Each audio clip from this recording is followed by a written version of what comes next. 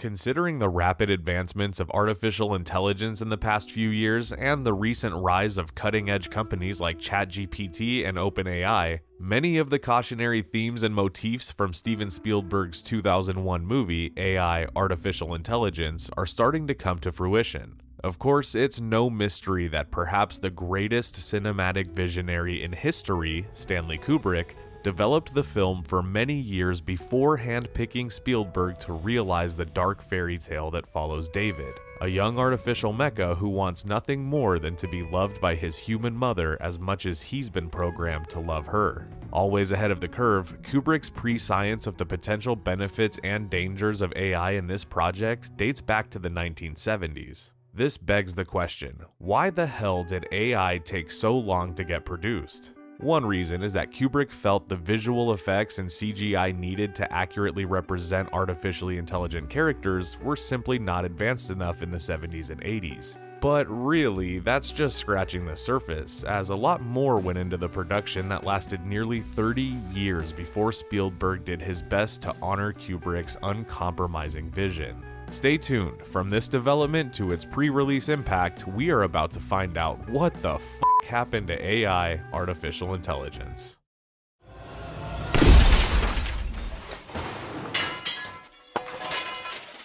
Stanley Kubrick began working on AI in the 1970s after purchasing rights to Brian Aldiss' 1969 short sci-fi story, Super Toys Last All Summer Long. Kubrick hired Aldiss to write a screenplay for a feature film adaptation. Unfortunately, the film lingered in development hell for over a decade until Kubrick lost the rights to the story. In 1983, Kubrick reacquired the rights to Super Toys Last All Summer Long. 2 years later, in 1985, Kubrick encouraged Steven Spielberg to direct the movie, with Kubrick producing it, stating that he felt the material was much more suited to Spielberg's directorial sensibilities than his own. This is important to note, as many reports suggest that Kubrick passed the project to Spielberg in the mid-90s. But always ahead of his time, Kubrick instinctually knew back in the mid-80s that Spielberg was the man for the job.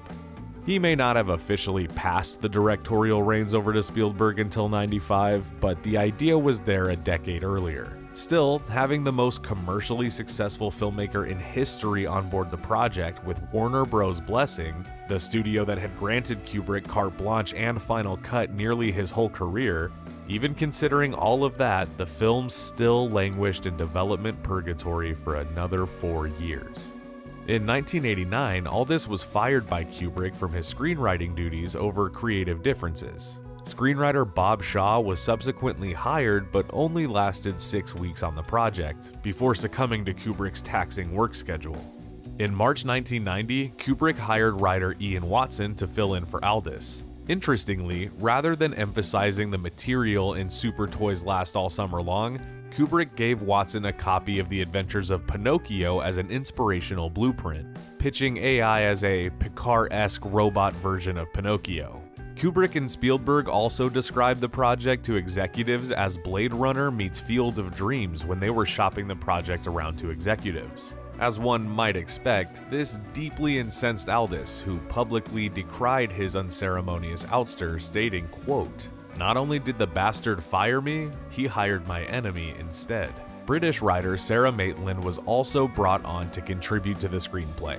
According to Maitland, Kubrick never referred to the project as AI. Instead, he constantly called it Pinocchio, with a deliberate effort made to give the story a feminist fairy tale focus. Weirdly enough, Kubrick always intended the movie to be simply called AI.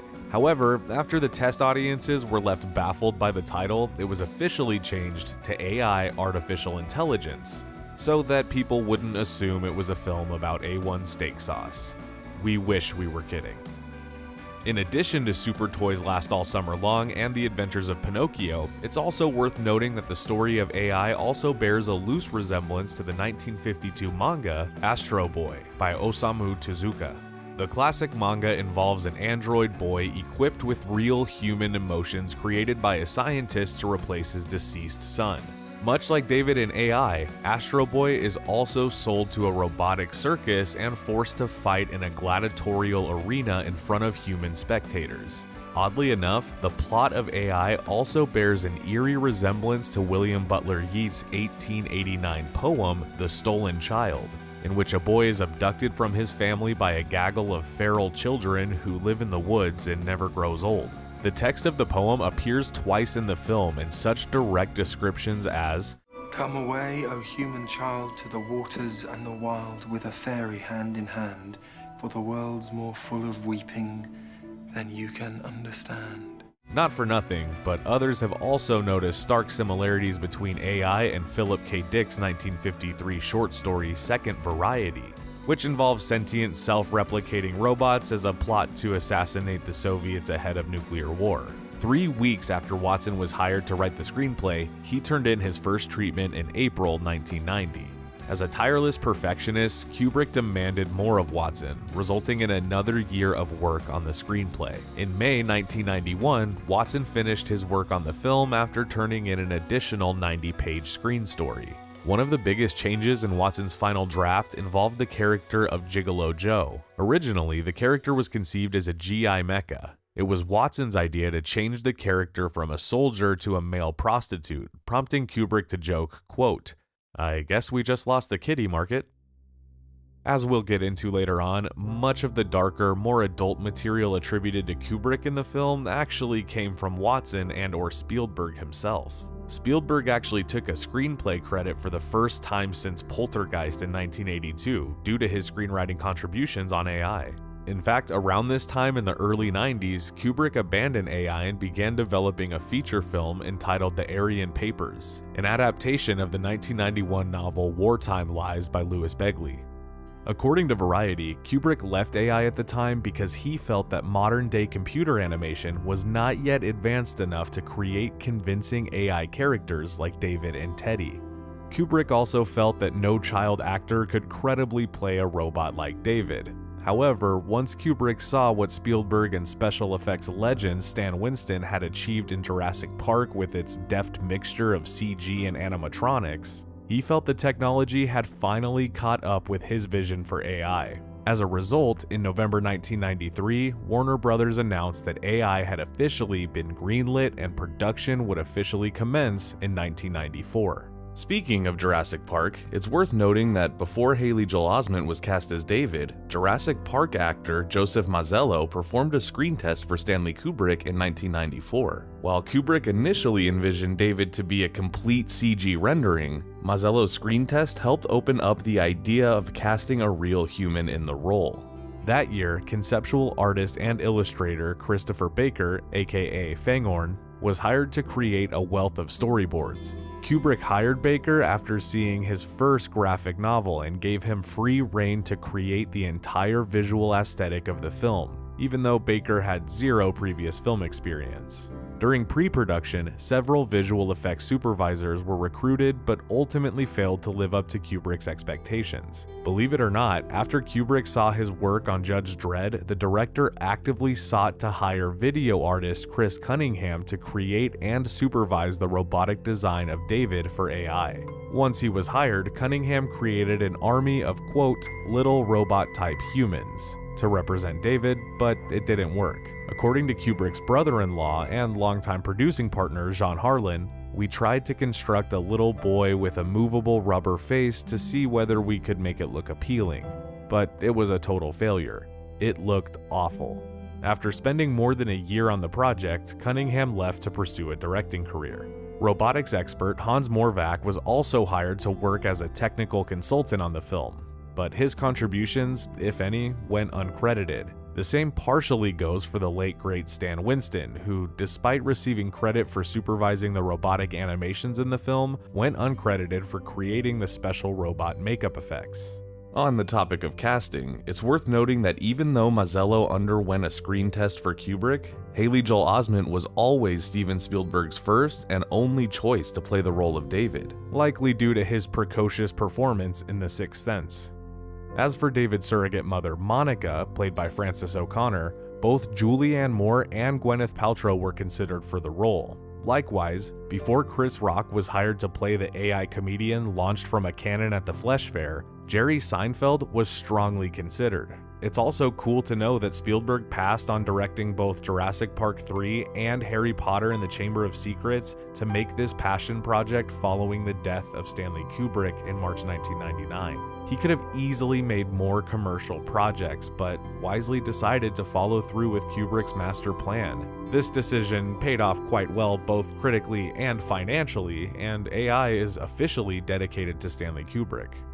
While Kubrick asked Spielberg to direct AI as early as 1985, the two kept going back and forth over who would officially oversee the movie for years. Even after Kubrick officially passed the project to Spielberg in 1995, Spielberg was still non-committal and sought to direct other projects, and he encouraged Kubrick to remain on board as director. When Kubrick became interested in directing Eyes Wide Shut instead, AI officially went on hold until his tragic and unforeseen demise 3 days after turning Eyes Wide Shut into Warner Brothers executives. Following Kubrick's passing, his wife Christiane personally phoned Spielberg and asked him to direct AI, stating that if he didn't direct it, the movie would never see the light of day. Understandably, Spielberg could not refuse at the time.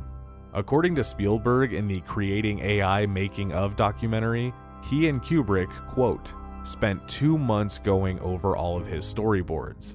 There were almost 1,000 storyboards he had already done on the film and a 90-page treatment that he had supervised based on the short story Super Toys Last All Summer Long by Brian Aldiss, and then the screen story by Ian Watson, which Stanley had pretty much worked on with Ian.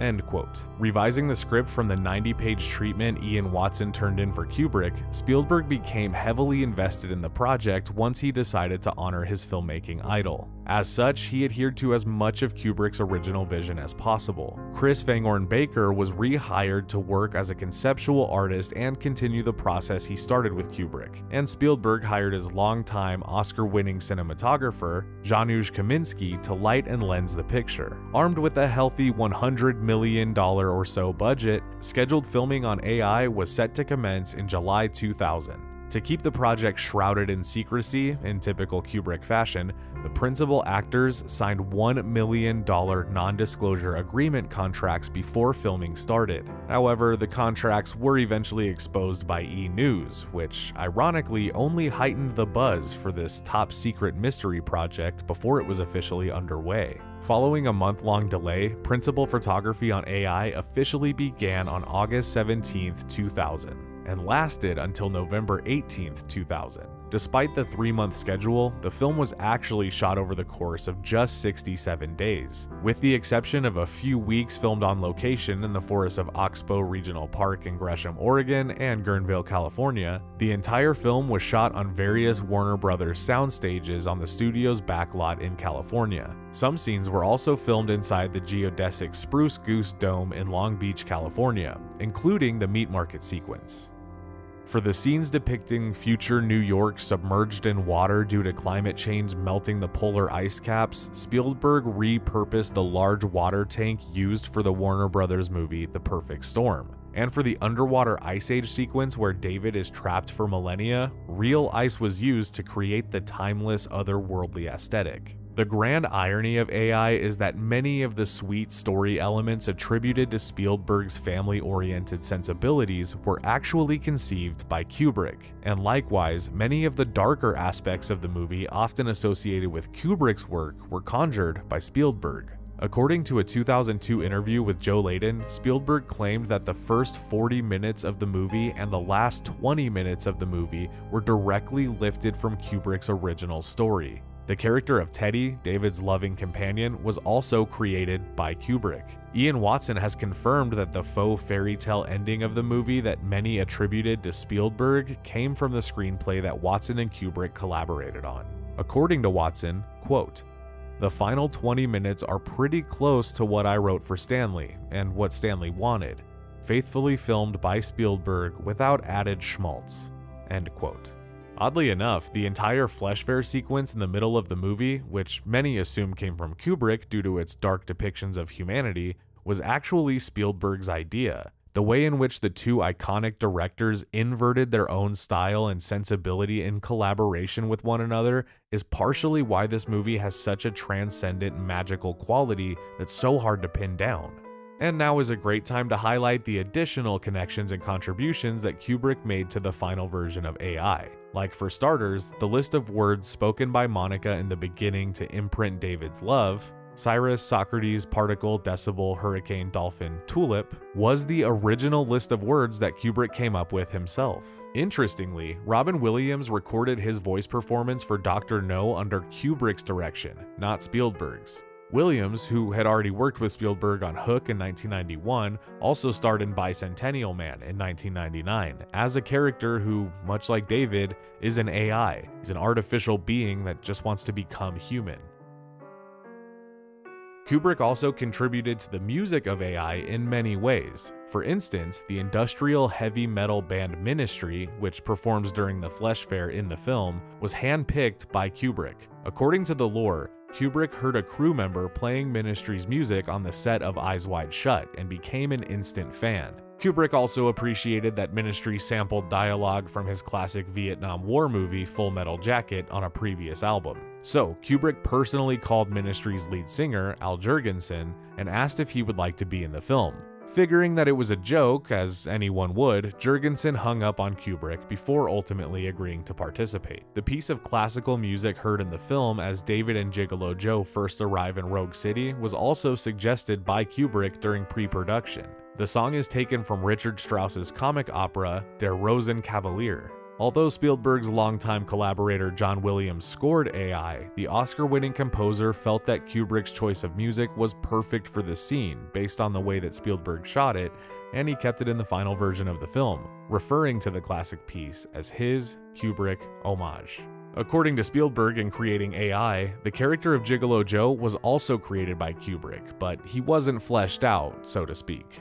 It was Spielberg's idea to turn Gigolo Joe into a dancer that harkens back to the elegant male gigolos of the 1930s, complete with a dashing long coat and a tail. When Jude was cast, he immediately channeled Fred Astaire's sense of grace and charm, building on the idea that Spielberg created for the character. There are also several Kubrick trademarks and subtle homages to the director in AI. For instance, the film takes place in the years 2142 and 4142. The number 42 appears prominently in many of Kubrick's films, but especially The Shining. Another example includes Professor Hobby, played by William Hurt, which is a sly reference to Hobby Films, a production company that Kubrick set up to produce his movies in the UK, but never actually appears in the credits for his projects. Even cooler, the circular light fixture above Professor Hobby in his lab is the same apparatus used in the War Room in Kubrick's Dr. Strangelove. Also, when David and Gigolo Joe first arrive on the neon-drenched Rogue City, they pass a milk bar, which is a clever nod to the Korova milk bar featured prominently in Kubrick's A Clockwork Orange. The lewd pink building of a woman on all fours in Rogue City also bears a striking resemblance to the subservient female mannequin in the Korova milk bar. And perhaps most famously, when David competes with Martin in the film and he begins cramming spinach in his mouth, Henry screams, "Down, put it down now. Stop, David. David, stop it." These words are nearly taken verbatim from HAL 9000 in Kubrick's sci-fi classic 2001: A Space Odyssey, when Bowman begins disassembling the evil supercomputer. Dave,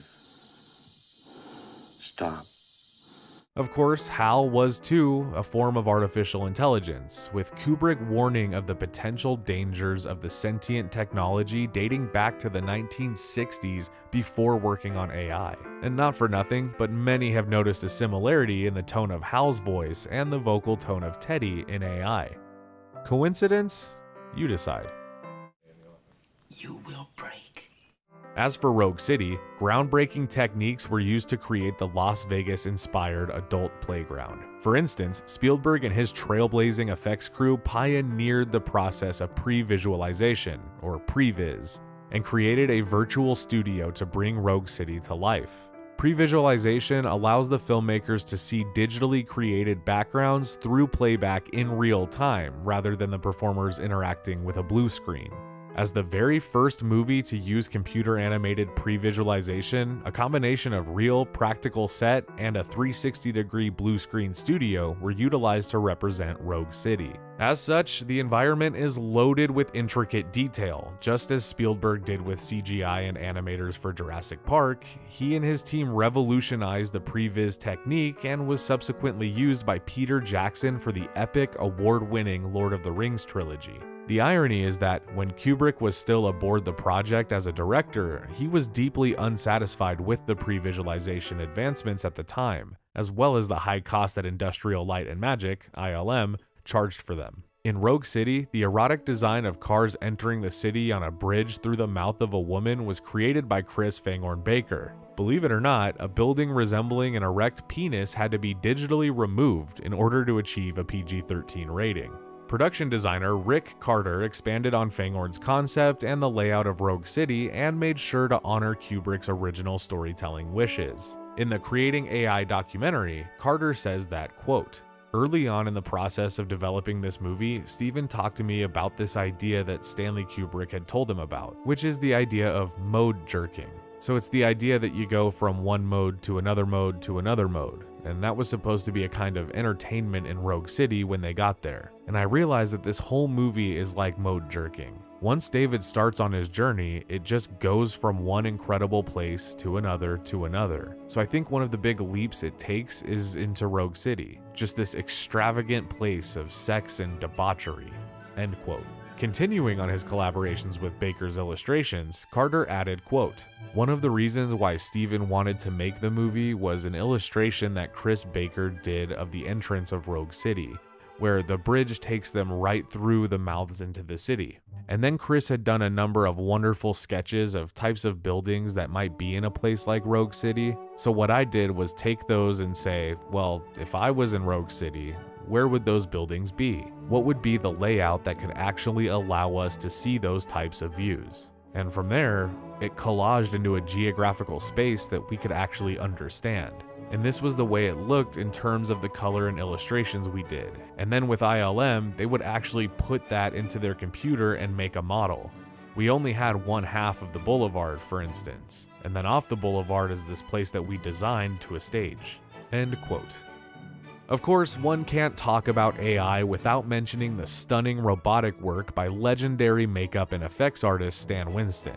According to Winston, AI was by far the most ambitious movie he'd ever worked on from a technological standpoint. And that's quite a statement for a guy who created the Terminator and the dinosaurs in Jurassic Park. When Winston was approached to work on AI, Spielberg told him that the robots would not look anything like he'd worked on before, stating, quote, "It was important to Steven that the robots in AI have absolutely nothing to do with the Terminator or any of the robots we had done previously." End quote. Winston also stated, "The mechas of AI, artificial intelligence, were unlike anything audiences had seen before," adding, "Our robots range from mechanical robots to makeup designs that we created for actors wearing heavy prosthetics. Because each robot in the movie was different, a combination of live-action puppetry and traditional makeup and practical and CGI hybrid approaches were used to create characters on an individual basis. For example, the robot gardener was 100% animatronic and devoid of any human element. The more human a robotic character in the film, the more practical the effects and makeup were, and vice versa. All told, the film incorporated, quote, fully animatronic puppets, cable puppets, rod puppets, hydraulic puppets, all radio controlled and rod puppeteered," end quote, per effects supervisor J. Allen Scott. One thing fans may not realize is that the insecurity guard robot seen inside the cage at the Flesh Fair was patterned after Stan Winston himself. According to effects crew member Eric Fiedler, who says, quote, "The insecurity guard was primarily a kinetic rod puppet where all of the joints articulated like normal human joints. It had a cable rod neck, the head was silicone, the armature for the body was aluminum rods, bearings, torsion springs, all nicely machined." For the Flesh Fair sequence, a total of 46 puppeteers and technicians were required to operate all of the robots and have them perform on camera at once. According to J. Allen Scott, it was a massive undertaking to get them all up and running and performing to camera all in the same shot. Many of the actors performing as robots during the Meek market were real-life amputees. Of course, the most unsung character in AI is Teddy, the AI stuffed toy animal who actually gives David the unconditional love he seeks from his mother but never has it reciprocated.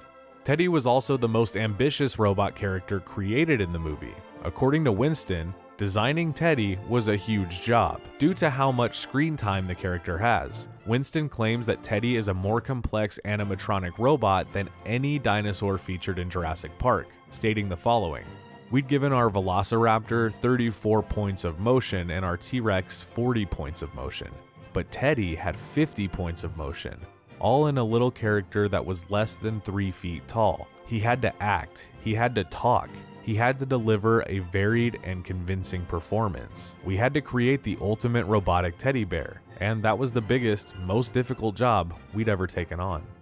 Jack Angel, the actor who had provided the voice of Teddy in the film, after recording his performance in the sound booth, stayed on set for 3.5 months and was on hand to re-record the dialogue on the spot if seen fit. The puppeteers worked in unison with Angel to properly adjust Teddy's expressions based on the new dialogue created in any given scene, giving Spielberg tremendous freedom to make Teddy just right. According to Winston, "We knew going in that we weren't going to be able to do everything Teddy does with a live teddy bear. Again, it was going to be this hopefully seamless blend between live action and the CG world. From a live action standpoint, we wanted to do as much as we possibly could do."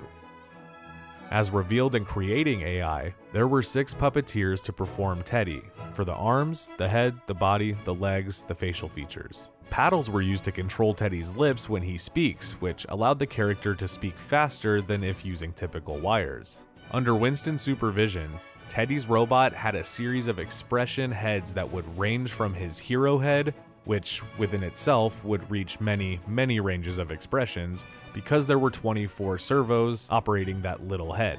Then we had a happy head, which had a broader smile. We had a sad head. We had a concerned head. We had a curmudgeon face. We had various expression heads, and each of them was interchangeable with the hero body. Then we also had a self-contained Teddy that would be carried around and also had a limited amount of performance movement, body movement, and arm movement. And Haley Joel could carry the Teddy around with him. Teddy literally worked every day of a 67-day shooting schedule. Speaking of Haley Joel, it was his idea for David to never blink in the movie until the end when he becomes a real boy, after suggesting the idea to Spielberg as a way to reinforce David's artificiality. The director agreed it was a good idea and suggested that all of the mechas should avoid blinking in the movie. However, other than David, several mechas do blink in the film. To accentuate David's plastic robot look, the hair on his arms, face, and body were shaved daily and a synthetic was applied to his skin to give him a waxy sheen. Osment's father, Eugene, also appears in the film as Super Nerd and was instrumental in helping Haley Joel shape his performance on set. In between takes, Haley Joel spent 3 hours per day studying school subjects on the set to make up for his missed class time. While a whole video could be dedicated to how sad the ending of the movie really is, particularly regarding the abandonment of Teddy by David to live a tragically misguided eternal wish fulfillment, it's probably best to end with a cautionary quote from Spielberg himself. After all, it's no surprise that AI received critical praise and opened at first place in the box office in June 2001, or that the film went on to gross roughly $236 million worldwide. That's what Spielberg does, deliver blockbuster entertainment to the masses. What is surprising is how advanced AI technology has become in the past 2 decades since the film's release. Not to mention the devastating effects of climate change also brilliantly portrayed in the film. As such, let's end with the cautionary wisdom of Steven Spielberg, who believes that this is what the fuck could happen to AI artificial intelligence. I think that we have to be very careful about how we as a species use our genius, because we are an amazing species, the human race. And every year we create things that 2 years before would have appeared like magic to most people. And suddenly it's reality, and a few years later it's commonplace in our homes. Like the internet. I just think that we all have to be careful as we quantumly leap ahead into the future that we create for ourselves. You know? To take responsibility for the things we put on this planet. and also to take responsibility for the things we take off the planet.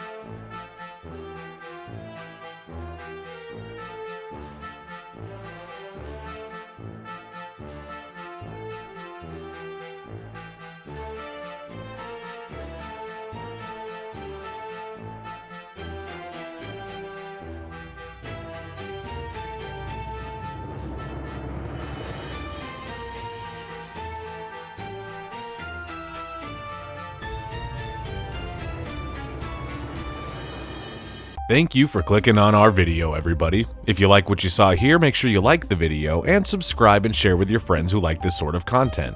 We're an independent company and we appreciate all of your support.